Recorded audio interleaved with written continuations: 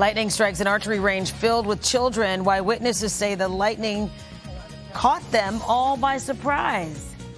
Plus, 14 people taken into ICE custody. It's all caught on camera how the community is reacting to the raid. It is going to be hot today, but plenty of places to cool off. We're going to reveal the Camden pools that are opening up. Those stories and more on today's edition of The Lineup. It is Thursday, July 17th, 2025. Hey, everyone. I'm NBC 10's Keith Jones. And I'm NBC 10's Erin Coleman. Let's get you up to speed with what you need to know today, starting with a deadly lightning strike in Ocean County. Yep, NBC 10's Neil Fisher is at Cooper River Park with more about the lightning strike and the important safety reminders as we expect some more storms today, potentially. After that tragedy, weather experts sounding the alarm, stating that lightning can strike more than 10 miles away from a thunderstorm. This as there is the potential for storms later today, and we'll be dealing with extreme temperatures. The lightning striking around 7 o'clock last night as a Boy Scout troop received archery instructions. Officials say 1 man died and 14 others were injured. The victims' ages range from 7 to 61. When the lightning struck, children from Jackson Boy Scout Troop 204 were actively receiving instructions. Police say 61-year-old Robert Montgomery from Cinnaminson Township died. More than a dozen others were hurt, including at least 4 children and 3 instructors. One of the instructors told us everyone was panicking. They were shook up. Everybody was shook up. I mean, everybody was totally panicked. If you could have heard that thunder, not that there was no thunder. If you could have heard the lightning strike, it was the loudest thing I've ever heard in my life. And today we'll be dealing with extreme heat and the possibility of storms later today. Be sure to stay hydrated. A lot of people getting their activities in early this morning, but drink a lot of water today as we'll be dealing with those extreme temperatures. Reporting in Pensacola, Neil Fisher, NBC 10 News. In Montgomery County, outrage and fear after an ICE raid at a grocery store. 14 people now in federal custody, and the community's worried about what's next. NBC 10's Miguel Martinez-Valle is in West Norriton with reaction. ICE confirmed more than a dozen people were detained here at the Super Gigante, a popular Latin store in West Norriton. Store representatives, they say they're saddened by the actions and the community impact, and community members, they're outraged. That everybody should be treated equal. And I don't think that we can't be treated like humans. I don't think that we can just be treated like animals. Dozens actually gathered for a vigil at the Super Gigante Farmers Market in West Norriton yesterday, sharing concerns and anger over the actions. We know at least 14 people, including at least 1 worker, were taken into custody. A community activist recorded this video yesterday showing federal agents taking a man whose face we blurred into custody outside of the store. Representatives from the market saying they're trying to learn more about the status of those detained. Meanwhile, community members are also saddened and outraged by what happened. These folks are terrorizing this community. People are getting separated from their families. These are hardworking people.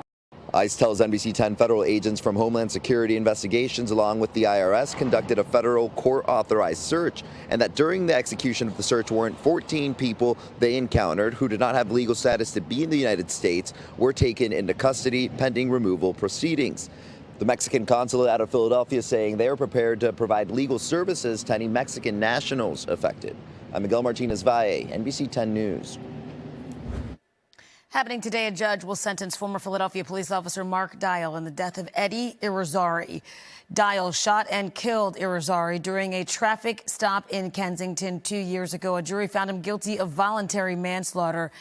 He was acquitted of the more serious charge of third-degree murder. He faces a minimum of 4.5 years in prison. Defense lawyers for the driver accused of hitting and killing Johnny and Matthew Gaudreau hope to exclude some evidence at trial. Sean Higgins admitted to police that he was drinking before hitting the Gaudreaus last year in Salem County, but Higgins' attorneys say he was not read his Miranda rights before making those statements. Prosecutors say they didn't have to read Miranda rights until he was formally arrested. Higgins is due back in court next month. A plan to better connect Chinatown could be in jeopardy. Funding for Chinatown's Stitch project is up in the air right now. Yeah, the project meant to make it safer for people to cross the Vine Street Expressway by creating a cap between 10th and 13th Streets. The project is dependent on federal funding, but Chinatown officials say millions of dollars were taken away after the federal government passed the so-called Big Beautiful Bill.